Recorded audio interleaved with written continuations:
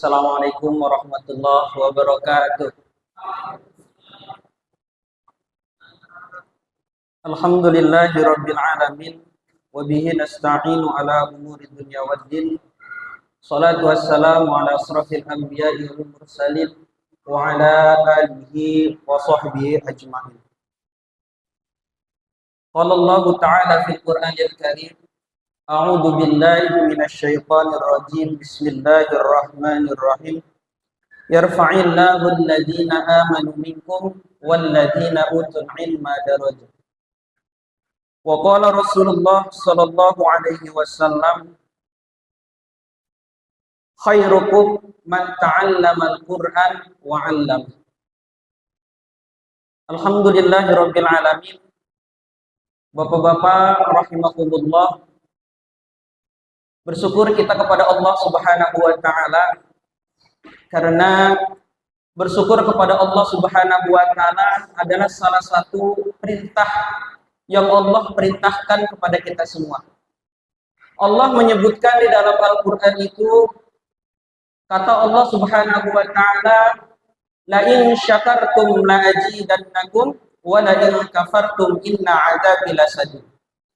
Kata Allah Subhanahu wa taala yang kurang lebih dalam terjemah Indonesianya itu seperti ini.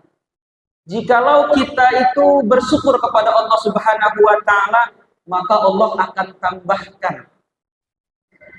Akan tetapi kebalikannya, jika kita tidak bersyukur, maka Allah Subhanahu wa taala akan mengazab kita dengan azab yang sangat pedih. Ini perintah Allah Subhanahu wa taala. Namun Allah juga di balik daripada perintah ini itu di dalam ayat yang lain menyebutkan, kalau kalian tidak mau bersyukur, gitu. Lalu Allah menyebutkan di dalam Al-Qur'an itu, wa in ta'uddu ni'matallahi la tuhsuha.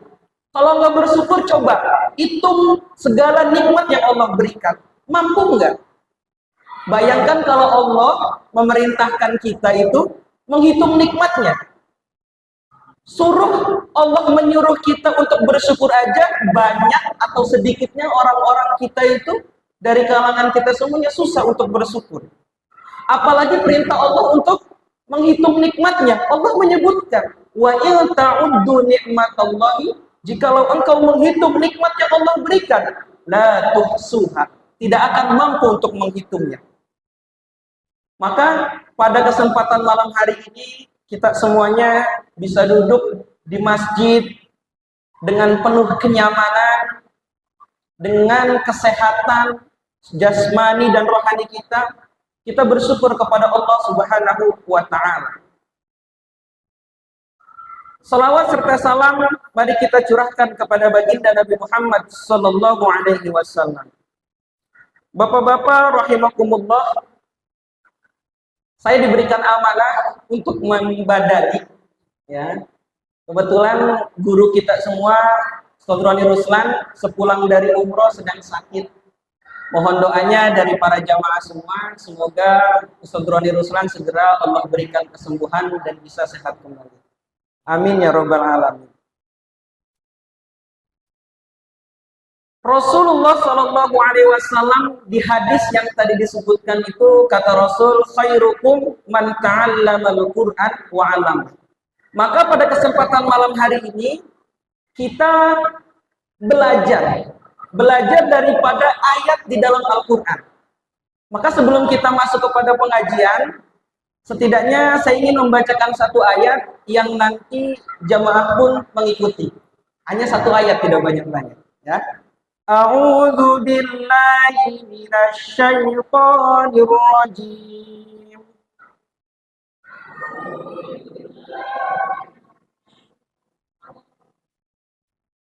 Innal ladzina yatluna kitaballah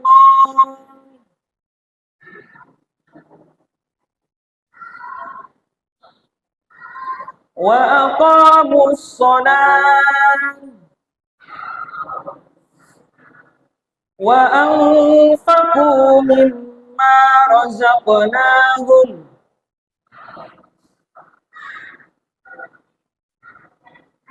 sirran wa 'alaniyah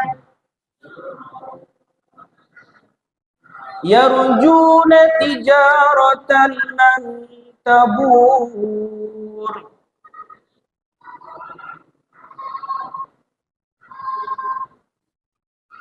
Ini Allah Subhanahu wa taala berfirman di dalam surat Al-Fatir ayat 29. Jika kita cermati ayat yang sama-sama kita bacakan tadi, ujung ayatnya adalah lang tabur atau tijaratan lang tabur. Yang maknanya tijarah. Tijarah itu adalah jual beli, perniagaan, bisnis, itu adalah jual beli. Lang tabur, jual beli, perniagaan, bisnis yang tidak akan pernah rugi. Kalau kita lihat, ada nggak Pak jual beli atau bisnis yang nggak pernah rugi di dunia ini? Ada nggak? Nggak ada. Pasti ada kalanya rugi. Ya minimal balik modal. Tapi ini Allah menyebutkan lang tabur, tidak akan merugi. Kalau di dalam kaidah bahasa Arab, ketika ada lang bertemu dengan fi'il mudhari, itu maknanya tidak akan pernah terjadi. Jadi Allah menyebutkan tidak akan pernah terjadi kerugian di dalam perniagaan. Atau contoh di dalam ayat yang lain, walang tarda angkal yahudu walan nasor. Ada lan tadi ya, walang tarda, ada lan bertemu dengan fi'il mudhari.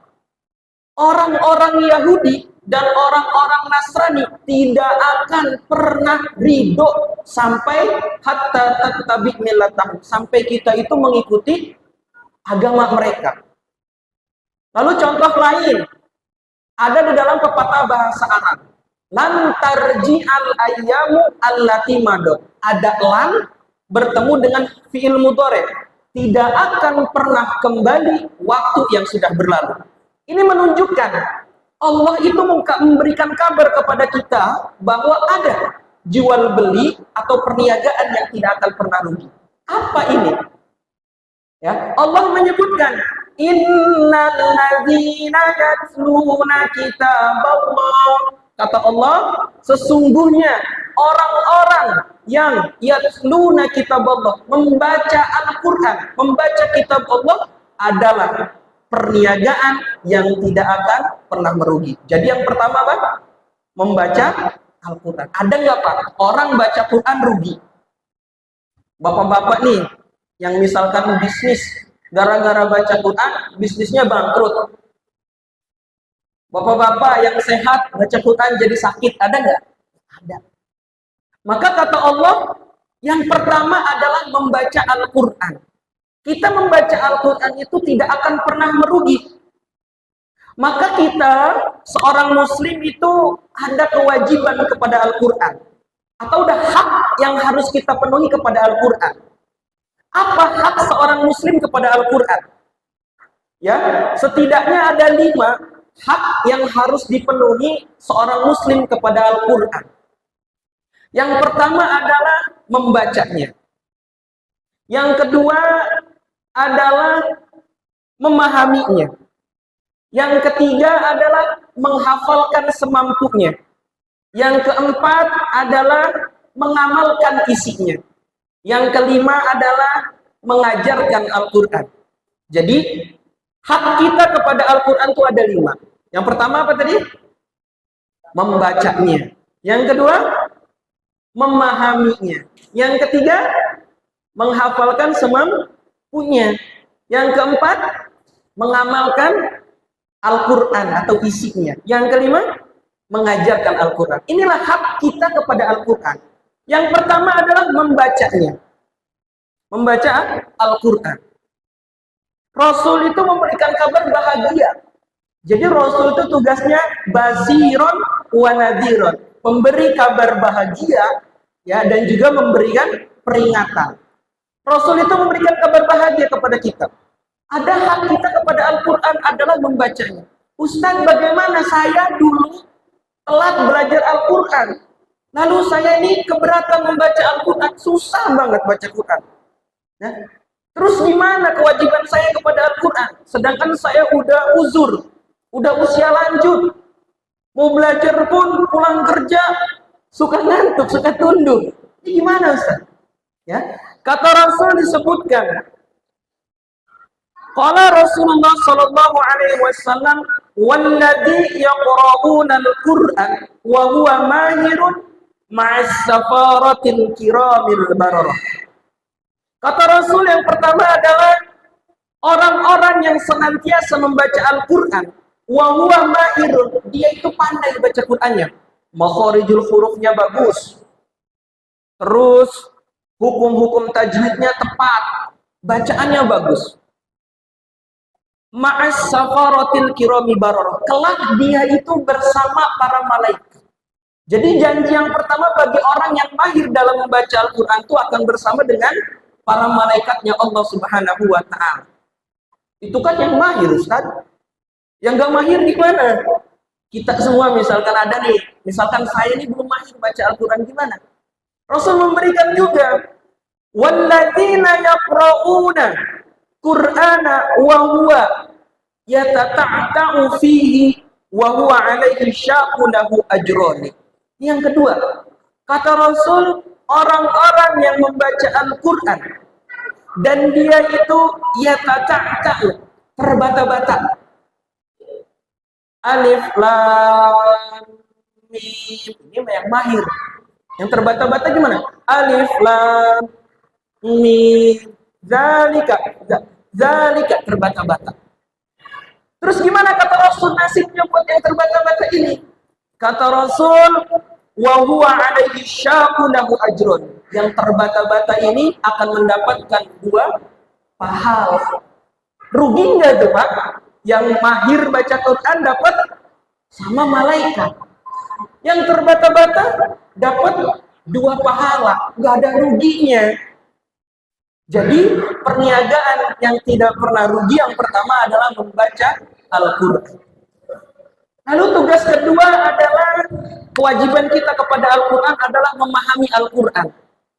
Kita sudah membacanya, belajar, berusaha memahami isi Al-Quran. Al-Quran itu disebutkan apa? Hudan lil muttaqin, petunjuk bagi kita semuanya. Allah turunkan Al-Quran itu sebagai petunjuk. Bapak-bapak misal, suatu ketika pulang ke kampung, lalu ngebuka lemari punya peninggalan ayah atau ibunya. Ditemukan secercah kertas. Lalu di kertas itu, kita bisa membacanya dengan terbata-bata. Bapak Asep, ada nggak namanya Asep di sini? Nggak ada kan ya? Ada nggak? Aman, nggak ada ya? Pak Asep, Bapak dan Ibu meninggalkan emas sebanyak 50 gram di bawah sumur. Di bawah sumur, susah banget ngambil ya. Tapi bukan di sumur rumah. Di sumur rumahnya Pak Usep. Waduh, nyari lagi. Bayangkan bapak-bapak hanya membacanya saja. Tugas tadi pertama, membacanya saja. Ada emas 50 kilogram di bawah sumur di rumahnya Pak Usep. Kalau bapak-bapak hanya membacanya saja, gimana Pak? 50 kilogram loh, sekarang berapa? Dikali misalkan 1 juta. 1 gramnya, banyak ya Pak ya? Bapak-bapak penasaran nggak untuk nyari namanya Pak Usep? Penasaran nggak? Penasaran, buat apa penasaran? Di bawah sumurnya ada emas punya bapak saya seberat 50 kg. Pak, bapak senantiasa membaca Al-Quran. Terkadang kita tidak sengaja membaca terjemahnya. Lalu kita membaca terjemahnya. Ada ternyata petunjuk untuk kehidupan kita. Mendapatkan petunjuk emas 50 kg aja kita nggak bisa tidur. Sehari semalam mikirin di mana rumahnya Pak Usep. Tetapi kenapa tidak dilakukan, diterapkan ketika dalam Al-Quran?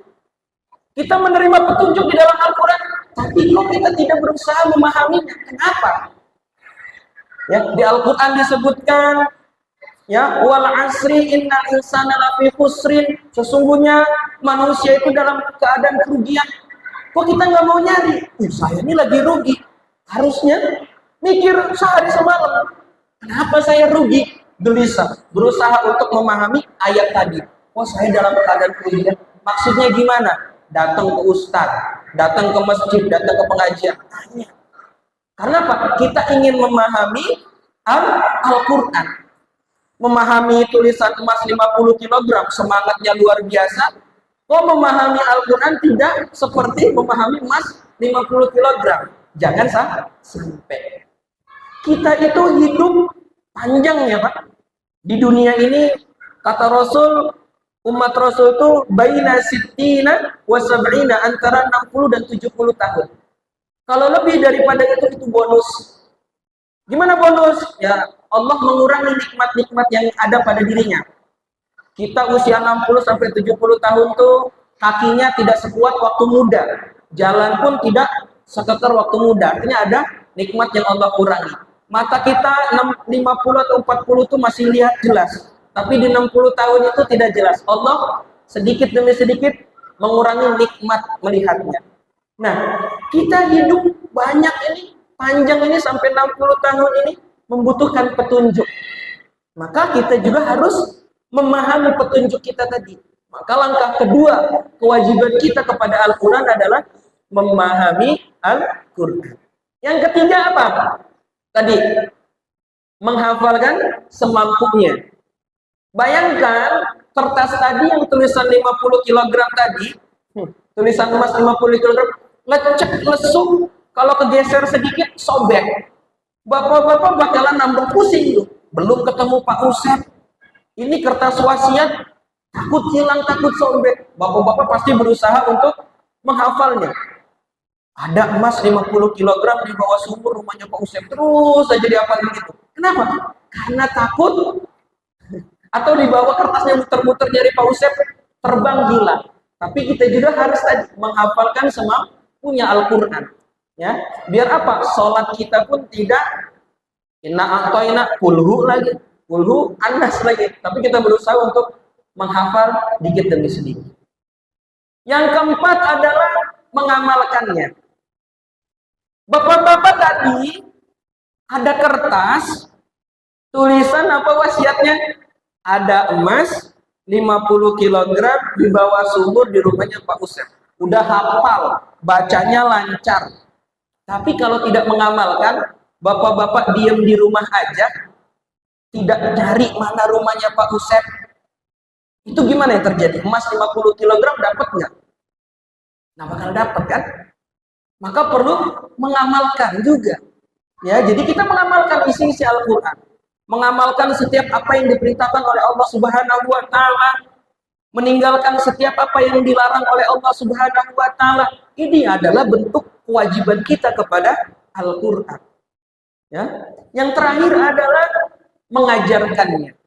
Ya, mengajarkan ke siapa? Ke anak, ke istri, ke semuanya. Ya, mengajarkan. Karena Rasul tadi khairukum man ta'allama al-Quran wa 'allama. Sebaik-baiknya di antara kalian adalah yang mengajarkan Al-Quran, yang belajar Al-Quran dan mengajarkan. Nah, kita senantiasa insya Allah membaca Al-Quran setiap hari. Jangan sampai sehari tidak baca Quran sama sekali. Ya, kalau nggak bisa sehari sejuz, ya setengah juz.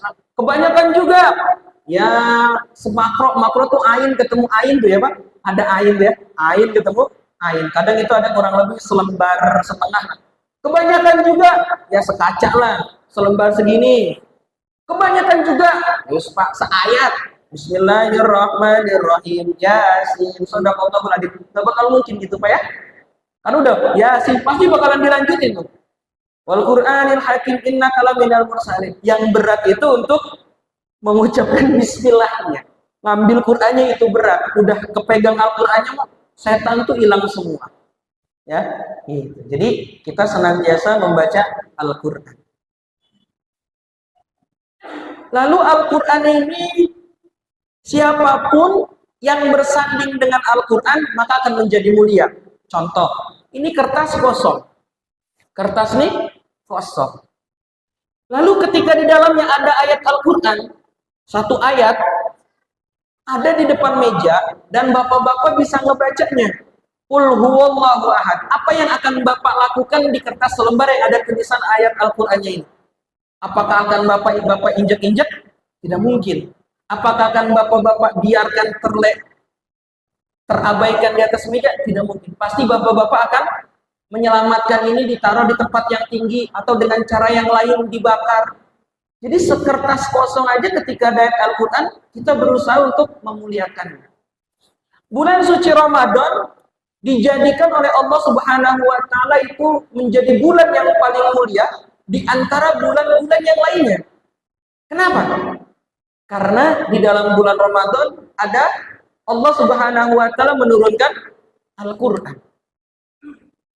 Malaikat Jibril alaihi salam menjadi malaikat ya yang paling mulia di antara malaikat-malaikat Allah. Kenapa sebabnya? Karena malaikat Jibril menjadi wasilah diturunkannya Al-Qur'an dari Allah Subhanahu wa taala kepada Nabi Muhammad sallallahu alaihi wasallam.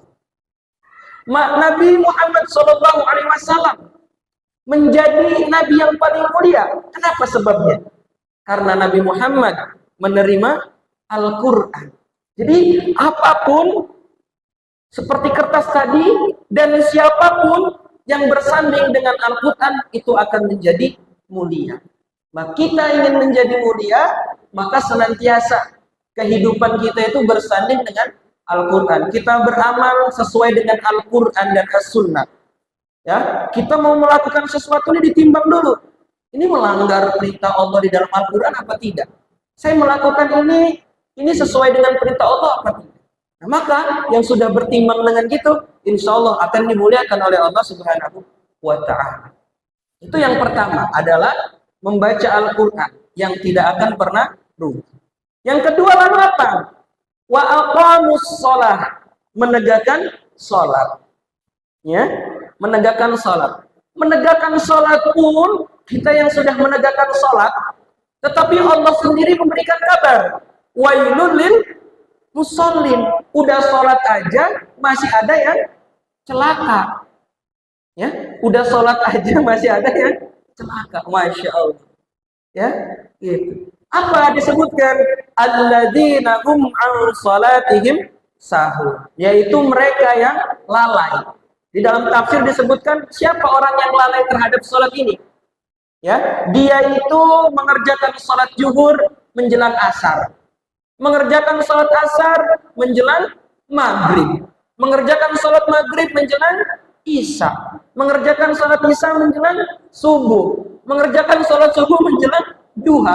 Ini adalah orang yang lalai terhadap sholat, maka celaka. Menegakkan sholat tapi lalai terhadap waktunya. Setidaknya para ulama memberikan kabar kepada kita, orang yang dikatakan bisa melaksanakan sholat itu adalah dengan mengetahui 3 hal. Kita mengetahui syurutus sholat, syarat-syarat sholat. Yang kedua mengetahui arkanus sholat, rukun-rukun sholat. Yang ketiga mengetahui mubtilatus sholat, apa saja yang membatalkan sholat. Pak, ada orang melakukan sholat tapi tidak mengetahui syarat sholat. Misal, syarat sholat zuhur itu ketika masuk waktu zuhur salah satunya. Saking solehnya, saking taatnya, sholat zuhur itu yang lain mah kenapa nunggu jam 12? Misal zuhurnya jam 12. Saya mah pengen yang paling utama, fastabiqul khairat kepada Allah. Saya paling dulu menghadap Allah. Sholat zuhur jam 11. Kira-kira sholatnya memenuhi syarat nggak? Tidak. Ya, jadi untuk taat dan untuk soleh pun harus tahu ilmunya. Nah, makanya ulama memberikan kriteria tadi ketika seseorang itu dikatakan bisa sholat adalah mengetahui syarat, rukun, dan mubtilat sholat. Berkaitan tentang rukun pun begitu. Ya, sholat subuh 2 rakaat. Bapak-bapak tambah misal, karena udah bilang gak ada ya di PNCM ya. Saking taatnya yang lain malah mah sholat subuh 2 rakaat. Saya mampu. Tahajud saya aja 12 rakaat. Kok subuh cuma 2? Saya mau 7. Boleh nggak, Pak? Nggak boleh. Jadi juga taat itu harus butuh ilmu. Contoh lagi, misalkan ada ibadah haji atau umroh. Ada namanya rukun sa'i. Apa rukun sa'i itu, Pak? Lari-lari kecil dari Sofa ke Marwah. Perintahnya, rukunnya adalah lari-lari kecil. Karena ada orang PNC juara atlet sprint tingkat provinsi Jawa Barat, juara 1, sprintnya kencang, itu rukun sa'i, bukan lari-lari kecil, sprint, cus, balik lagi, cus, balik. Memenuhi rukun nggak Pak? Ya, ibadah itu harus ada syarat rukun dan mubtilatnya. Nggak bisa kayak gitu. Mentang-mentang atlet lari, ya, itu sa'inya sprint, bukan lari-lari kecil, nggak bisa. Bapak-bapak misal punya harta yang sudah masuk nisab, sudah diperintahkan wajib untuk zakat. Tidak hanya nisab kan? Misalkan sekarang di angka berapa? 80 atau 90 juta. Punya harta. Kemarin dapat bonus closing. Ustadz Iskandar closing. Dapat bonus 90 juta. Amin. Amin dulu ya. Amin ya. 90 juta. Wih, harta saya 90 juta. Terus keluarin zakat. Ya. Langsung dikeluarin zakat 2,5%. Padahal mah belum memenuhi syaratnya tadi. Bukan hanya masuk nisab, tapi juga harus masuk haul, mengendap selama 1 tahun. Ini baru dapatnya kemarin, seminggu ke depan keluarin zakat ke 8 asnaf. Bu, terima nih zakat saya. Oh, perasaan kemarin mah jualan cilok, udah keluarin zakat, jualan ciloknya berapa ratus otol ya zakatnya.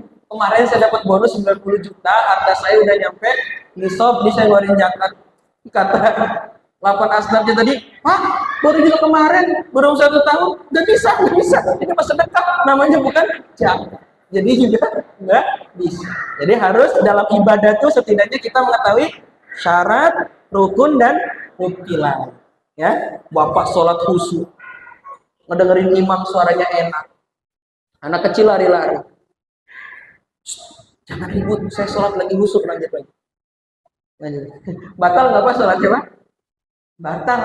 Ya, jadi setiap ibadah itu mengetahui 3 tadi, syarat, rukun, dan mubtilah. Puasa pun demikian, harus ada syarat, ada rukun, ada mubtilah. Saya mah biar nggak lewat hilal 1 Ramadannya, puasa dari tanggal 25 lah diniatin nawaitu shoma godin misalkan. Ya, misalkan niat Ramadan di 25 Syaban, itu jadi pahala puasa Ramadan apa enggak? Enggak, karena belum masuk syarat puasa Ramadan, harus masuk 1 Ramadan. Jadi, ya, gitu. Ya, jadi setidaknya tadi menegakkan sholat kita mengetahui, sama-sama belajar mengetahui syarat, rukun, dan mubtilah semua ibadah. Ya, tapi tidak hanya menegakkan sholat saja, ya, juga memperhatikan waktu sholat. Lalu wa anfaqu mimma razaqnahum, memberikan infak mimma dari apa-apa razaqnahum yang telah kami berikan kepada kalian. Jadi yang ketiga yang tidak akan pernah rugi perniagaan itu adalah berinfak. Ya, berinfak. Gitu ya, masjid berinfak. Apalagi kita mau masuk Ramadan ya. Ya, itu pahalanya dilipat gandakan. Sirru wa alaniyat, secara sembunyi-sembunyi, wa alaniyah, atau secara terang-terangan. Boleh nggak Pak sedekah terang-terangan? Boleh. Tinggal dijaga hati kitanya. Ya, kenapa? Karena itu bentuk daripada mandalla ala khairin, menunjukkan kepada kebaikan. Alhamdulillah posting Aqua. Saya bersedekah le mineral sebut merek ya. Aqua ke masjid Al-Ukhuwah. Dilihat sama tetangganya. Bu, saya mau ikutan 1 dus, gara-gara posting sedekahnya ada orang yang tertunjuki untuk melakukan sedekah. Dapat 2 pahala tuh si ibu yang posting tadi. 1 sedekah, 1 juga memberikan petunjuk buat orang lain ikut sedekah. Ya, boleh sedekah secara terang-terang. Yarjuna tijaratan lam tabur.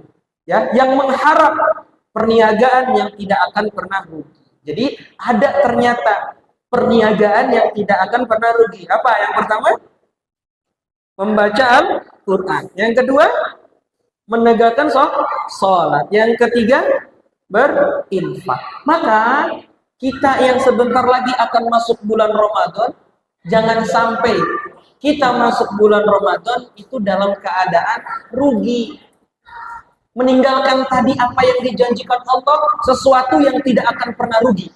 Membaca Al-Quran, menegakkan sholat, dan berinfak. Ini hal yang biasa yang dilakukan bulan Ramadan. Jadi ini Allah janjikan di surat Al-Fatir tadi, bahwa ini adalah perniagaan yang tidak akan pernah merugi. Ya, paham Bapak-bapak semuanya? Masih lama kan ya misalnya kan? Masih. Nah, ini dari ayat pembukaannya untuk kita memasuki bulan Ramadan. Ada petunjuk di ayat ini adalah ada hal yang tidak akan pernah merugi. Lalu berikutnya, bulan Ramadan ini adalah bulan yang paling mulia di antara bulan-bulan yang lain. Jadi ini dalam kaidah bahasa Arab, sesuatu yang mulia itu memiliki nama yang banyak. Jadi sesuatu yang mulia itu memiliki nama yang banyak. Contoh, Allah Subhanahu wa taala itu adalah zat yang paling mulia, memiliki nama yang banyak. Ya, kita kenal dengan Asmaul Husna. Ada 99. Nabi Muhammad nabi yang paling mulia. Ya, kemarin saya menemukan di dalam kitab namanya Dalailul Khairat. Itu ternyata ada ulama yang mengumpulkan nama Nabi Muhammad SAW itu terkumpul kurang lebih 201 nama. Masya Allah, saya juga belum ngapalin itu 201 itu ada apa saja. Tapi setidaknya yang kita kenal nama-nama Nabi Muhammad itu Muhammad, Ahmad, Toha, Yasin, ya itu ya. Ini menunjukkan sesuatu yang mulia itu memiliki nama yang banyak. Lalu berikutnya bulan Ramadan tuh punya nama yang banyak. Syahrul Syam, bulan puasa. Syahrul Ramadan, bulan Ramadan. Syahrul Mubarakun, bulan yang penuh dengan keberkahan. Syahrul Maghfirah, bulan ampunan. Jadi bulan Ramadan ini adalah bulan yang mulia. Rasul itu menyebutkan di dalam sebuah hadis itu, kata Rasul, qad ja'akum Ramadan. Sungguh telah datang kepada kalian bulan Ramadan. Ya, sungguh Rasul itu menyebutkan, sungguh telah datang kepada kalian bulan Ramadan. Syahrun mubarakun, bulan yang di dalamnya penuh dengan keberkahan. Ya, iftaradallahu alaikumus siyam. Allah mewajibkan kepada kalian itu berpuasa pada bulan itu. Wa tuftahu fihi abwabul jannah. Allah Subhanahu wa taala pada bulan Ramadan tuftahu, dibukakannya fihi abwabul jannah, seluruh pintu surga itu Allah buka. Tidak ada satu pintu surga yang ditutup oleh Allah Subhanahu wa taala pada bulan Ramadan. Wa tughlaqu fihi abwabul jahim, dan Allah menutup seluruh pintu-pintu neraka pada bulan Ramadan. Tidak ada satu pintu yang ditutup, tidak ada satu pintu yang dibuka, pintu neraka yang dibuka oleh Allah Subhanahu wa taala pada bulan Ramadan. Ya, ini menunjukkan, ya, apa menunjukkan kabar apa? Kita itu diberi jalan kepada Allah pada bulan Ramadan itu adalah nih, ya, yang berpuasa pada bulan Ramadan nih Allah bukakan pintu-pintu surga. Yuk semangat, yuk semangat di dalam bulan Ramadan. Jangan jadikan bulan Ramadan ini seperti bulan-bulan yang lainnya, karena ini adalah bulan yang spesial. Ya, ini bulan yang spesial. Gitu. Terus apa lagi? Wa fihi lailatul khairum min alfi syahrin. Di dalam bulan Ramadan tuh ada yang kita kenal, ya, malam Lailatul Qadar. Ada satu malam yang lebih baik daripada 1000 bulan. Ya. Lalu Rasul menutup hadis ini dengan sesuatu yang sangat mengagetkan bagi saya yang membacanya. Faqad hurima khairuha faqad hurima. Barang siapa yang tidak mendapatkan, barang siapa yang terhalangi kepada kebaikan bulan ini, faqad hurima, sungguh dia akan terhalangi kepada bulan-bulan berikutnya. Pak, jadi kalau di bulan Ramadan kita tidak mendapatkan kebaikan di dalam bulan ini, kita itu akan apa, kata Rasul? Dihalangi kebaikan 11 bulan ke depan. Ya? Maka kita untuk masuk bulan Ramadan ini jangan sampai menyia-nyiakan bulan Ramadan. Ya. Lalu karena bulan Ramadan ini adalah bulan maghfirah, itu Allah menjadikan siapa saja yang bertemu dengan bulan Ramadan, Allah berikan rahmat kepada kita. Rahmat Allah itu namanya kasih sayang. Sedikit lagi saya tutup dengan ayat Al-Quran. Ya. Jadi yang bertemu dengan bulan Ramadan itu adalah Allah berikan rahmat, berikan kasih sayang kepada kita yang bertemu dengan bulan Ramadan. Kenapa? Allah mengetahui kita itu banyak dosanya. Jadi supaya kita dosanya diampuni, kita menghadap kepada Allah Subhanahu wa taala dengan keadaan bertaubat. Maka kita masuk bulan Ramadan bertaubat. Apa disebutkan oleh Allah Subhanahu wa taala dalam Al-Qur'an? Ya. Qul bi fadli wa bi rahmati fabidzalika falyafrah wa huwa khairum mimma yajma'un. Kata Allah, qul bi fadli wa bi rahmati. Katakanlah wahai Muhammad, ada karunia, keutamaan dan juga rahmat, kasih sayang Allah. Falyafrah, maka dengan kasih sayang Allah Subhanahu wa taala hendaklah berbahagia. Kenapa? Wa huwa khairun mimma yajma'un.